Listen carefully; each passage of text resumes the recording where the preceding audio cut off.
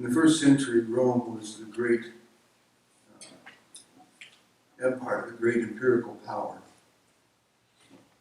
But the great traditions of art, literature, theater, and philosophy, those were Greek traditions. And Athens was both admired and imitated by Rome. When the Romans conquered Greece, that made Greece a crossroads of all learning, including religious learning. Athens became a place where every conceivable kind of religion or combination of religions might be practiced. So Paul was both ironic and entirely correct when he wrote, "I see how extremely religious you are in every way, even to having an altar to an unknown God."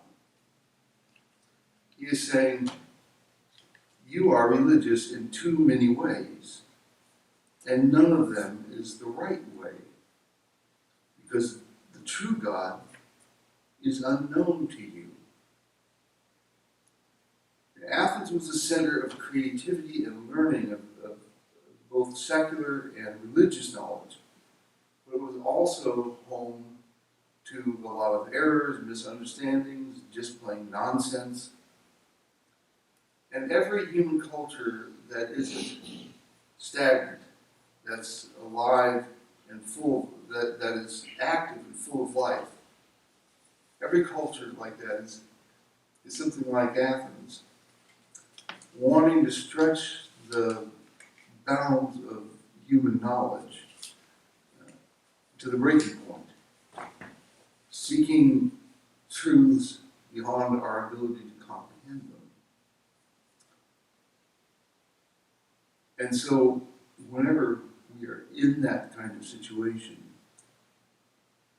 people turn our God-given creativity and curiosity into a search, and that search becomes obsessions with various things, physical or spiritual.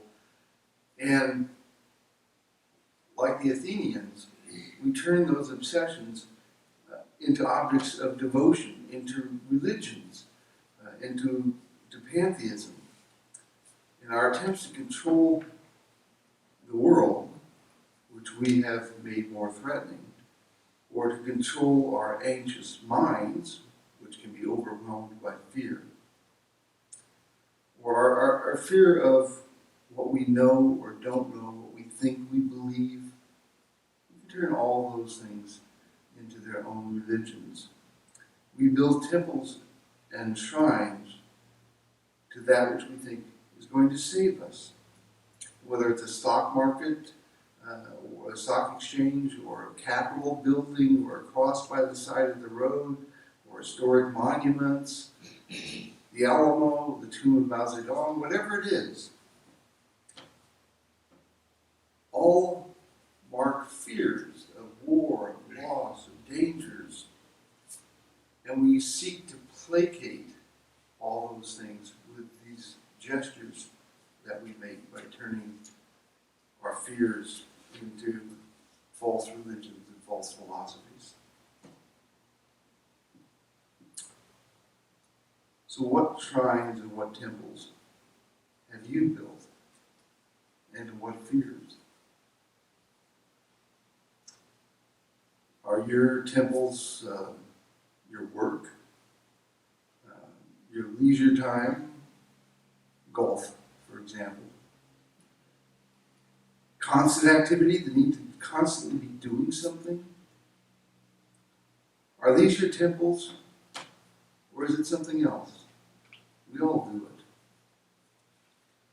When I was young, I turned my family into a kind of religion, and the family farm into a kind of shrine, because that's where all my energies and devotion were centered. But this wasn't faith, it was obsession. And in the end, it all fell apart. Family, farm, everything fell apart. And to this day, I could still find myself lamenting that loss and allowing it to disturb my peace. Paul said to the Athenians, you have all these idols, but yet the true God is unknown to you. Your unknown God that you made this altar for, this unknown God, that's the God who made the world and everything in it. He who is Lord of heaven and earth does not live in shrines made by human hands. And then he quotes a line attributed to the ancient Greek poet Epimenides. In him we live and move and have our being. God is eternal, and he's also in our world, and he's also beside and in us. So Paul calls on the Athenians to renounce their false gods. Since we are God's offspring, we ought not to think that the deity is like gold or silver or stone, an image formed by the art and imagination of mortals. Now, why does he use that phrase, since we are God's offspring? Because we're mortal. We're created by God. And if we know ourselves to be mortal, then how can we aspire to create gods out of mortal minds and materials? Paul says that it's time for the Athenians to recognize that they have misdirected their devotion, like so many people they do today. God is eternal, and we aren't.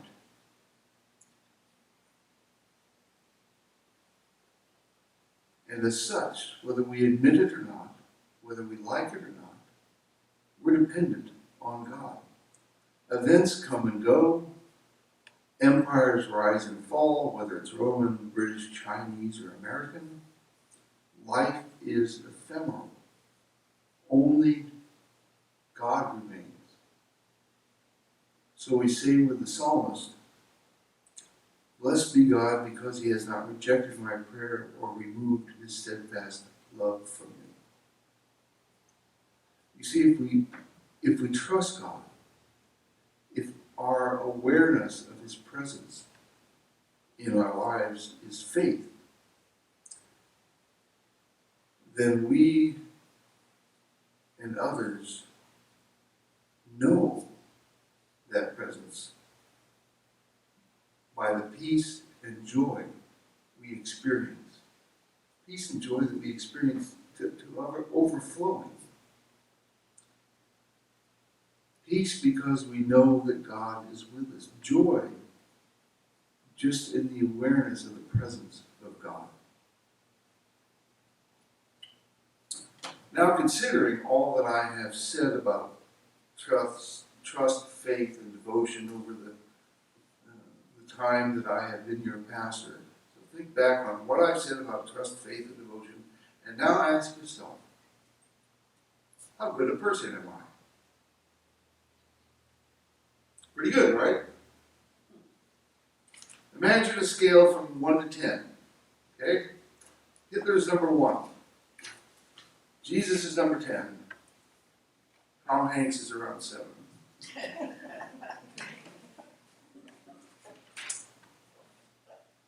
Now, where would you place yourself? Certainly not lower than 5. Now imagine extending that scale. Hitler's still number 1. Tom Hanks is still 7, and you're 6 or 8 or whatever you put. And we're going to extend that out to Googleplex. That's what mathematicians call the largest conceivable number.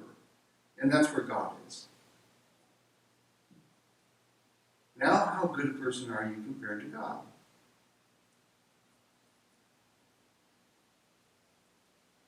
You know, every morning I look in the mirror and I say to myself, pretty handsome guy. But I'm not so crazy that I'm going to ask Rhonda for verification, okay? You know, when we look at ourselves, we always think we're better than we are. But if we really look at ourselves, if we really look inside who we aren't as good as we think we are. But you know what? That's okay. The one true God, the God the Athenians didn't know, doesn't ask us to behave better. Through the grace of God, we may become more like Christ. But God doesn't put us under obligation to behave in a certain way. There's no should in God. And that probably came as a big surprise to the Athenians. In the reading from John, we heard when Jesus says, "If you love me, you will keep my commandments." Now, when he says that, he's not giving you an order. He is saying, if the Spirit of Christ dwells in you, then you cannot help yourself. You will keep my commandments. You will do my work without thought or hesitation. You know, if we look at Christ nailed to the cross for us, no matter who we are and what we have done or not done,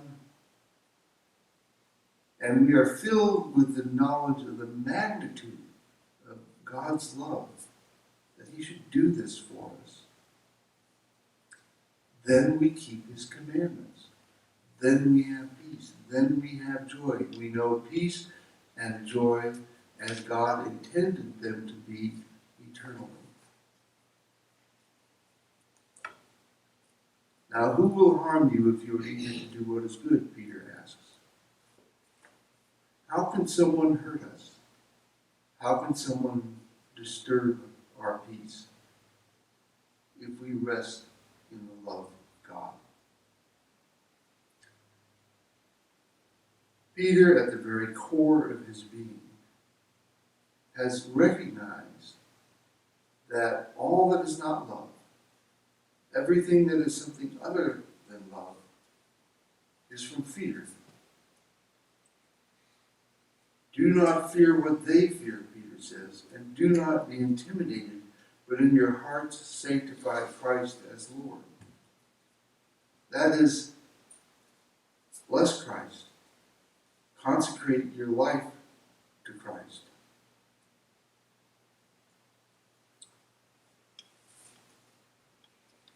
Do not let the world destroy your peace. If you consecrate your life to Christ, you will have no fear because there is love in your heart. Where once there was fear, love will have driven the fear out of your heart. Peter also said, always be ready to make your defense to anyone who demands from you an accounting for the hope that is in you. Yet do it with gentleness and reverence. That is, share your love of Christ with others.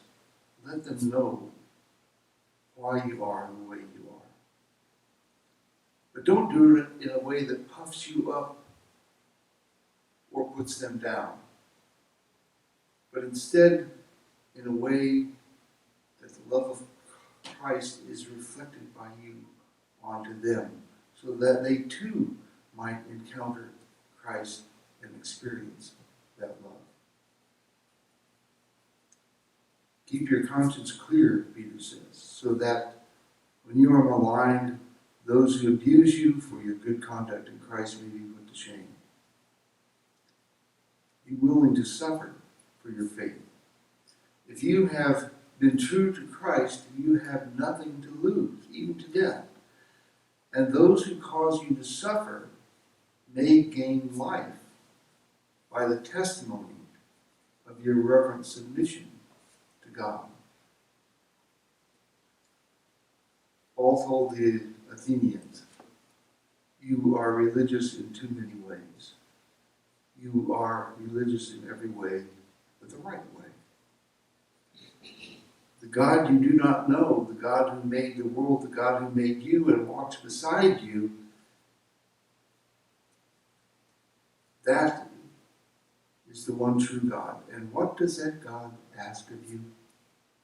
Only this, love. That's all God asks of us. Jesus said, "They who have my commandments and keep them are those who love me. And those who love me will be loved by my Father, and I will love them and reveal myself